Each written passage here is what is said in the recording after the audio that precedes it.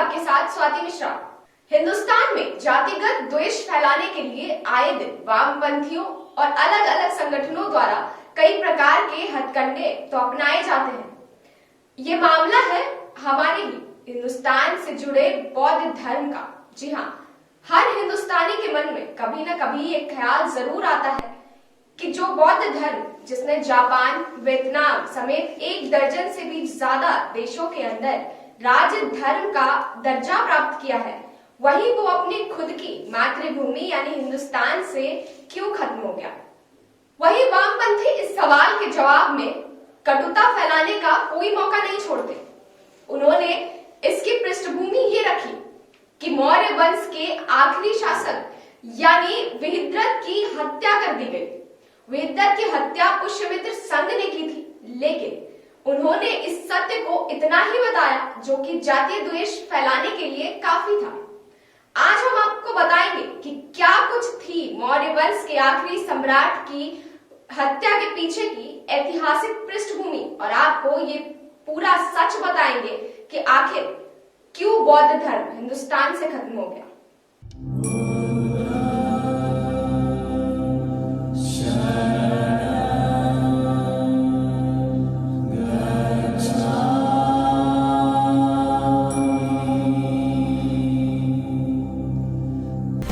करीब 500 ईसा पूर्व अस्तित्व में आया बौद्ध धर्म अगली कई शताब्दी तक दुनिया के कई देशों में फैला और अपना प्रभाव कायम किया। आज भी जापान, वियतनाम समेत 1 दर्जन देशों में यह धर्म मौजूद है। अब यह सवाल उठना लाजमी है कि आखिर इतने देशों में राजधर्म की उपाधि प्राप्त किया ये धर्म आखिर अपनी ही मातृभूमि हिंदुस्तान से बौद्ध धर्म को क्यों अस्तित्वहीन होना पड़ा। अब इसका निष्पक्ष जवाब ढूंढना जरूरी है, क्योंकि वामपंथियों ने तो बौद्ध धर्म के खात्मे को हिंदुस्तान में जातीय विद्वेष फैलाने का जरिया बना दिया। वामपंथियों का किसी भी घटनाक्रम को देखने का ये टिपिकल अंदाज होता है। ये हर घटना में जातिवाद का जहर ढूंढने की कोशिश करते हैं और फिर उसे इस प्रकार से तोड़ मड़ोड़ कर उतना ही पेश करते हैं कि वह सच लगने लगे। मौर्य वंश के शासक जिसकी हत्या को तथ्य बनाकर ये प्रस्तुत कर रहे हैं, वो एक ऐसे शासक थे जिसने अहिंसा का रास्ता अपनाते हुए देश से सुरक्षा तंत्र और सेना के अस्तित्व को ही खत्म कर दिया। उनकी अहिंसा के किस्सों को सुनकर यवनों ने विहिद्रथ के अहिंसा को पाटलिपुत्र पर हमला करने का अच्छा अवसर माना और इसी वजह से उसने पाटलिपुत्र पर हमला कर दिया। विहिद्रथ को 1000 बार समझाने के बावजूद भी जब वो युद्ध के लिए राजी नहीं हुए तो उनके ही सेनापति पुष्यमित्र ने उनकी हत्या कर दी और कार्यभार संभाला। उसने यवनों को मार भगाया और शुंग वंश की स्थापना की। अब वामपंथियों ने इस हत्या को ये तथ्य बना दिया कि शुंग वंश की स्थापना के बाद ही बौद्ध का कत्लेआम शुरू हुआ। लेकिन शास्त्रों की माने तो अहिंसा कभी बुरा नहीं हो सकता, लेकिन अगर आपकी ही अहिंसा को कायरता समझ के कोई आप पे शस्त्र उठाए तो अहिंसा का रास्ता अपनाना ही पड़ता है। अगर वामपंथियों की माने तो शुंग ने बौद्धों पर हमला किया और उन्हें हिंदुस्तान छोड़कर जाने पर मजबूर कर दिया। लेकिन अगर ऐसा होता तो 5वीं या 6वीं शताब्दी आते आते तक बौद्ध धर्म खत्म हो जाते। लेकिन उसके बाद करीब 600 साल के बाद जब फहियान हिंदुस्तान आए, तब उन्होंने बौद्ध की जो भी हालत देखी उसे अपने पुस्तक में लिपिबद्ध किया। और चीनी यात्री फहियान ने अपनी किताब में जो कुछ भी वर्णन किया उसे एपी फैनियन विल्सन ने अपनी किताब चाइनीज लिटरेचर में ट्रांसलेट किया है, जिस किताब के पेज नंबर 247 में द किंगडम ऑफ वैशाली में बौद्ध नगरी बताया गया है, वैशाली को, जहां पर राधा स्वामी ब्राह्मण को महायान मठ जो कि बौद्ध मठ है उसका प्रोफेसर बताया गया है। लेकिन अगर वामपंथी एजेंडा को माने तो बौद्धों और ब्राह्मणों को लड़ाई बताई गई थी। विहिद्रथ की हत्या के 600 साल बाद फहियान यहाँ आए। उन्होंने जो कुछ भी देखा उन्होंने उसे लिपिबद्ध किया, जिससे ये प्रमाणित होता है कि वामपंथी एक बार फिर से बौद्ध धर्म के खात्मे को हिंदुस्तान में जातिगत द्वेष पैदा करने के लिए इस्तेमाल करते हैं। इतिहास को तोड़ने और मरोड़ने का सिलसिला तो यूं ही चलता रहता है, लेकिन हम हमेशा आपको वो सच बताएंगे जो इन मानसिकता के पीछे छुपा है। कई बार हम इसकी कलई को हमेशा आपके सामने लाते रहेंगे। देश और दुनिया की तमाम खबरों के लिए आप बने रहिए न्यूज़ 19 के साथ। वहीं दौसा के सिकंदरा से इस वक्त की बड़ी खबर आ रही है, जहां कोरोना काल में चोरों के हौसले बुलंद है। पूर्व सरपंच अमर सिंह कसाना का ट्रैक्टर चोरी कर लिया गया है। आपको बता दें कि श्री राम मंदिर के पास बाड़े में ये ट्रैक्टर खड़ा था। वहीं ट्रैक्टर चोरी के मामले में सिकंदरा थाने में रिपोर्ट भी दर्ज करवाई गई है। सिकंदरा पुलिस इस चोरी किए गए ट्रैक्टर की तलाश में जुटी हुई है। 7 दिन के अंदर हुई चोरी की दूसरी वारदात है ये। 7 दिन पूर्व 3-4 मकानों से लाखों की नकदी और जेवर चोरों ने पार कर लिए थे। वही खबर सिसवाली से, जहां लोगों को कोरोना के लिए जागरूक किया गया। कस्बे में उपखंड अधिकारी शत्रुघ्न गुज्जर के नेतृत्व में जागरूकता रैली निकालकर कोविड-19 के बचाव के बारे में लोगों को जागरूक किया गया। वहीं ग्राम पंचायत द्वारा कस्बे में मुनादी करवाई गई, सरकार की गाइडलाइन का पूर्ण पालन करें, अनावश्यक रूप से घरों से बाहर न निकले, घरों में सुरक्षित रहे, खांसी जुकाम होने पर चिकित्सक को दिखाकर दवा लें, कोरोना पॉजिटिव होने पर स्वयं को आइसोलेट करें, टीका लगवाएं, मास्क पहने। वहीं पुलिस और प्रशासन ने कस्बे में फ्लैग मार्च भी निकाला।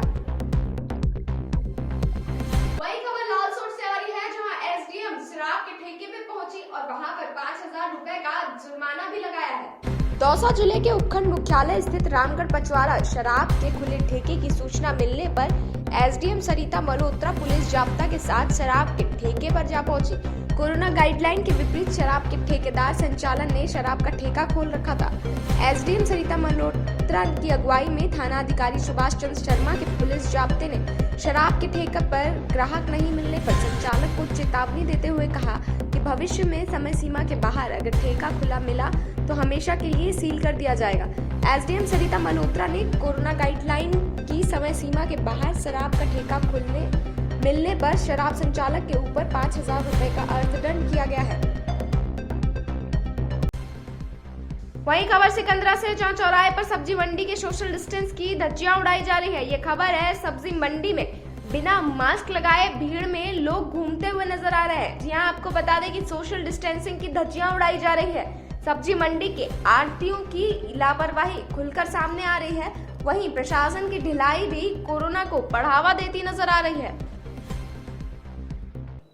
वहीं खबर किशनगढ़ से आ रही है, जहां जलदाय विभाग ने कार्रवाई करते हुए अवैध लाइन को काट दिया है।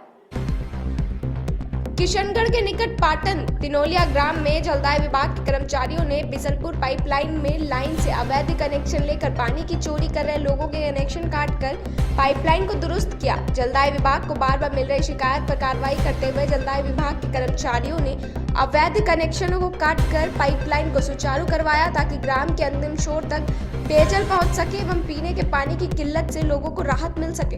इसके लिए अवैध कनेक्शन काटने की कार्रवाई जलदाय विभाग के उच्च अधिकारियों के द्वारा चलाई जा रही है। यहाँ एक कार्रवाई आगे भी निरंतर जारी रहेगी। रवि जी, आज जो है आपने पाटन ग्राम पंचायत में अवैध कनेक्शन काटने की जो कार्रवाई की है उसके बारे में। जी हाँ सर, जैसा कि आपने बताया, सहायक अभियंता व एक्सचेंसर के आदेश अनुसार आज हमने कार्रवाई करते हुए ग्राम पाटन, तिलोनिया व नलू लाइन के कनेक्शन काटे, जिनमें से कई कनेक्शन ऐसे थे जिनमें वेस्ट पानी हो रहा था, तो हमने उनको काट के और अपने उच्च अधिकारियों को सूचित कर दिया है। और जहाँ भी पानी की किल्लत थी उनको शायद पानी जल्दी उपलब्ध करवा रहे हैं हम लोग। लगभग कितने कनेक्शन काटे? लगभग सर पाटन गांव में 15 से 20 कनेक्शन काटे, जिनका साइज आधे इंची का था। कई कनेक्शन ऐसे भी थे जो सार्वजनिक नाम से बोलकर और पानी व्यर्थ कर रहे थे। इन पे आगे कोई कार्रवाई की जाएगी? जरूर सर, इन पे हम लोग कनेक्शन काट के और फिर इनके खिलाफ एफआईआर भी करवाएंगे और लीगली तौर पे इनको कानूनी कार्रवाई से सजा भी मिलेगी, ताकि भविष्य में ऐसी गलती नहीं करें। वही खबर सिकंदरा से आ रही है, जहां राजस्थान सरकार की गाइडलाइन की जमकर धज्जियां उड़ाई जा रही है। आपको बता दें कि सिकंदरा चौराहे के जयपुर रोड पर स्थित पेट्रोल पंप का ये मामला सामने आया है, जहां सुबह 5 बजे से ही पेट्रोल पंप खोलकर धड़ल्ले से बेचा जा रहा था पेट्रोल और डीजल। इमरजेंसी सेवाएं बताकर जेसीबी सहित अन्य वाहनों में भी डीजल पेट्रोल डाला जा रहा था। सरकार द्वारा लागू की गई गाइडलाइन सिर्फ खानापूर्ति का एक साधन बन के रह गई है।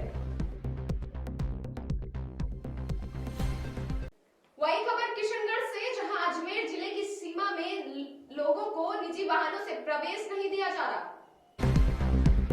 बांदर सिंदरी के निकट ही लगने वाली जयपुर अजमेर जिले की सीमा पर बांदर सिंदरी पुलिस तैनात है एवं जयपुर की ओर से आने वाले निजी वाहनों की जांच की जा रही है तथा बिना अनुमति के आने वाले वाहनों को अजमेर जिले की सीमा में प्रवेश नहीं दिया जा रहा, साथ ही उनको वापस लौटाया जा रहा है। साथ ही बेवजह घूमने वालों को पुलिस के द्वारा चालान भी काटे जा रहे हैं। वहीं कोरोना महामारी के चलते सरकार के दिशा निर्देश पर जिले की सीमाओं को बंद कर दिया गया है। जिले की सीमा पर बांदर सिंदरी पुलिस थाना अधिकारी मंजू मुलेवा सहित पुलिस जाब्ता व प्रशासनिक अधिकारी मौजूद हैं। किशनगढ़ एसडीएम एवं पुलिस के आला अधिकारी ने भी जिले की सीमा पर पहुंचकर जायजा लिया एवं अन्य राज्यों व जिलों में आ रहे वाहनों को रुकवाकर उनसे पूछताछ के बाद उचित कारण या अनुमति के बिना जिले में सीमा में प्रवेश नहीं होने दिया। आज राजस्थान के परिवहन मंत्री प्रताप सिंह खचारियावास के घर करीब 1 घंटे वार्ता हुई। अगर आज शाम तक राजस्थान सरकार टैक्सी कारों को राजस्थान में आने जाने की परमिशन नहीं देता है तो कल सुबह 9 बजे परिवहन मंत्री के घर गाड़ियां खड़ी करके उनको चाबी और गाड़ियां सौंपेंगे। सरकार प्रमुख शासन सचिव गृह के द्वारा एक आदेश जारी किया गया है। कॉमर्शियल वाहन के अंदर आने वाली सभी गाड़ियां चल रही हैं, जैसे बस है, ट्रक है, स्लीपर कोच वगैरह है, लेकिन इसके अंदर जयपुर शहर हो या कोई भी शहर हो, वहाँ पे एक तो ऑटो रिक्शा वालों को परेशान किया जा रहा है। दूसरा टैक्सी कार है जो राजस्थान के अंदर किसी भी जिले से दूसरे जिले में जा रही है तो पुलिस वाले बहुत ज्यादा परेशान कर रहे हैं। हमारे सामने पहले कोरोना काल से भी महामारी से हम उब नहीं पाए और दूसरी बार ये लॉकडाउन जैसी स्थिति पैदा हो गई है। तो आज हम परिवहन मंत्री श्रीमान प्रताप सिंह जी खचारियावास से मिलने के लिए यहाँ पे आए थे और उनको अवगत कराया कि राजस्थान सरकार से आप बात करें। उन्होंने पूरा भी आश्वासन दिया है कि अभी मैं मुख्यमंत्री जी से बात करके पूरे राजस्थान के अंदर किसी भी शहर के जिले के अंदर अगर टैक्सी कार जो भी है एक दूसरे जिले में जा रही है तो उनको किसी तरह की कोई बाधित ना करे, पुलिस विभाग ना रोके। शहरों के अंदर जो अगर मान लो एयरपोर्ट रेलवे स्टेशन पर अगर 1 या 2 सवारी उतरती है तो वो पैसेंजर अपने घर कैसे जाएगा? उनके लिए ऑटो रिक्शा को भी आज परमिशन जारी हो जाएगी। अगर ये दोनों चीजें नहीं होती है तो मैं फिर कहता हूँ, अगर ये दोनों चीजें नहीं होती है तो कल सुबह यहाँ पे 9 बजे चाहे ऑटो रिक्शा और चाहे टैक्सी कार हो, हम सभी यहाँ पे गाड़ियों सहित आएंगे और उनकी चाबियां परिवहन मंत्री जी का सपोर्ट कर देंगे कि आज राजस्थान सरकार के अंदर आप ये संभालो। क्योंकि जिस तरह से आप हमारे पे ये हठधर्मिता ही कहूंगा, कॉमर्शियल वाहन के अंदर सारी पीली प्लेट वाली चल रही है गाड़ियां, तो ये ऑटो रिक्शा टैक्सी कारों को ही क्यों परेशान किया जा रहा है? इसी मांग को लेकर के आज यहाँ पे आए थे। मैं all Rajasthan tourist car association और कॉमर्शियल वाहन महासंघ अध्यक्ष दिलीप सिंह महरोली। नमस्कार, आप देख रहे हैं न्यूज 19 और मैं हूं आपके साथ स्वाति मिश्रा। आइए एक नजर डालते हैं अभी तक की तमाम बड़ी खबरों की ओर फटाफट अंदाज में। अजमेर में एसीबी की कार्रवाई। रूपनगढ़ में ग्राम विकास अधिकारी को ट्रैप किया। 8,000 की रिश्वत लेते कृष्णकांत मीणा गिरफ्तार किए गए हैं। पट्टा बनाने की एवज में रिश्वत मांगी थी। जयपुर का बिलावा कोविड केयर सेंटर ऑक्सीजन की व्यवस्था के लिए 2 करोड़ रुपए देगा। मुख्य सचेतक ने विधायकों से स्वीकृत किया है। डॉक्टर महेश जोशी ने कल किया था सेंटर का दौरा। जयपुर के मानसरोवर से बदमाश गिरफ्तार। डॉन बताकर दी थी कारोबारी की धमकी। एक्सटॉर्शन मनी की मांग की थी कारोबारी से। जयपुर के लुनियावास से आरोपी गिरफ्तार। टीकाकरण के लिए राजस्थान पुलिस देगी सुविधा। बुजुर्गों को एक कॉल पर मिलेगी फ्री टैक्सी। जयपुर जोधपुर के बुजुर्गों के लिए रहेगी सुविधा।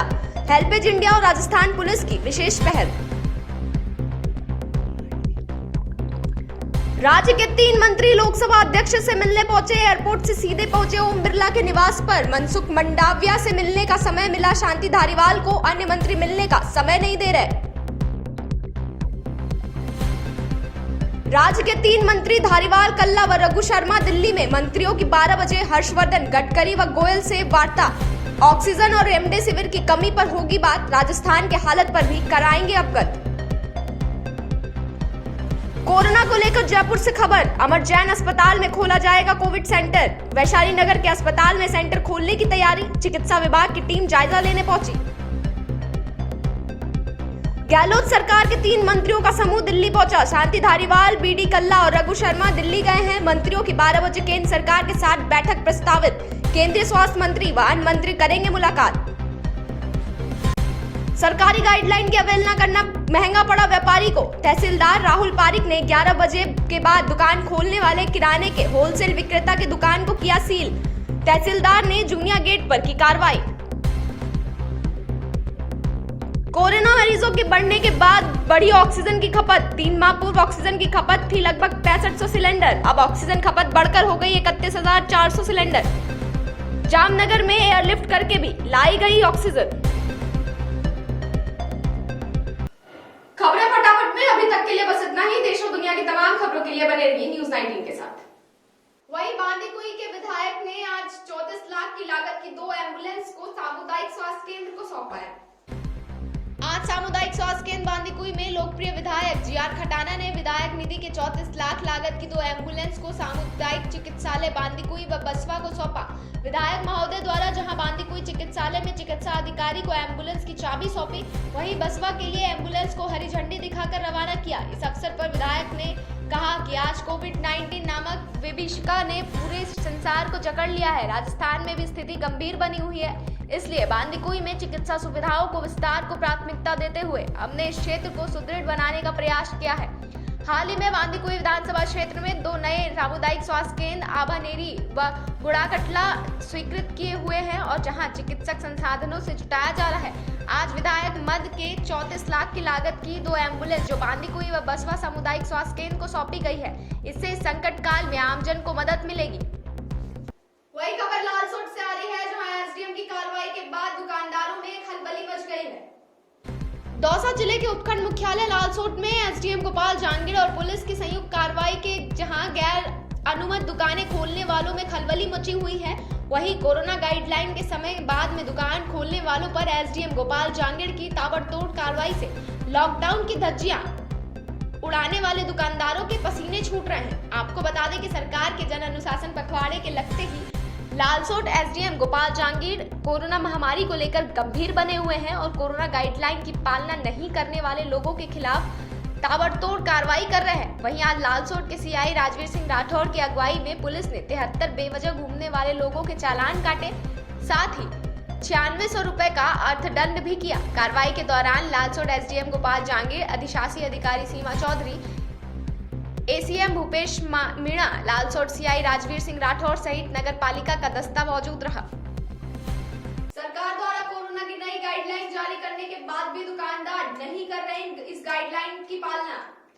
राज्य सरकार द्वारा नई गाइडलाइन के अनुसार दूध, फल, सब्जी, परचून की दुकान के अलावा सभी दुकानें बंद करने के आदेश है, लेकिन कुछ दुकानदार इसकी पालना नहीं कर पा रहे हैं। इसका ताजा उदाहरण दौसा के एक फुटवेयर दुकान का देखने को मिला है, जहां पर हमने देखा दुकान के अंदर जाकर ना तो सोशल डिस्टेंसिंग की दुकानदार को परवाह है, ना ही गवर्नमेंट के आदेशों की परवाह है। दोनों की अवहेलना कर रहे दुकानदार। हालांकि प्रशासन बार बार समझाइश कर रहा है, लेकिन कुछ दुकानदारों को इस बात से कोई फर्क नहीं पड़ता।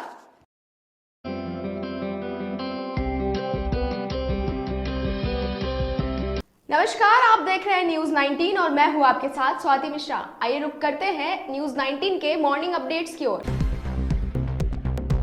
देश में कोरोना वायरस संकट बढ़ता ही जा रहा है। हर दिन कोरोना के बढ़ते मामलों के चलते लोग जूझ रहे हैं। अस्पतालों में ऑक्सीजन की कमी देखने को मिल रही है। वहीं ऑक्सीजन को लेकर इस साल जितना हाहाकार देश में मचा है, वो कोरोना की पहली वेव में नहीं देखने को मिला था। इस बीच सरकार ने ऑक्सीजन की कमी की भरपाई करने के लिए कई कदम उठाए हैं। भारत में कोरोना वायरस का ये कहर एक्ट्रेस प्रियंका चोपड़ा का दिल टूट गया है। सोने चांदी की कीमतों में लगातार चौथे दिन गिरावट आई है। रुपए में मजबूती की वजह से बुधवार को घरेलू बाजार में सोने का भाव घट गया। इस गिरावट के बाद सराफा बाजार में 10 ग्राम सोने की कीमत 440 रुपए तक गिर गई है। सोने की तुलना में चांदी की कीमतों में भी गिरावट दर्ज की गई है। आज तक किलोग्राम चांदी का दाम 63,628 रुपए पर आ गया है। सोने के नए दाम लगातार चौथे दिन सोने की कीमतें गिरी है। महाराणा प्रताप पर दिए गए विवादित बयान के बाद राजस्थान विधानसभा के नेता प्रतिपक्ष और उदयपुर शहर के विधायक गुलाबचंद कटारिया का विरोध लगातार जारी है। बीजेपी नेता कटारिया आमजन के निशाने पर है। कई लोग उनके धमकियां भी दे चुके हैं।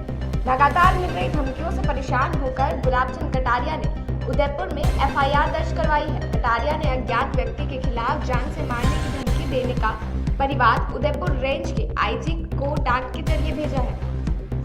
देश में कोरोना वायरस संक्रमण के मामले बीते 6 दिन से 3 लाख से ज्यादा हो गए हैं। महामारी की शुरुआत के बाद ये अप्रैल 2021 सबसे घातक महीना साबित हुआ है।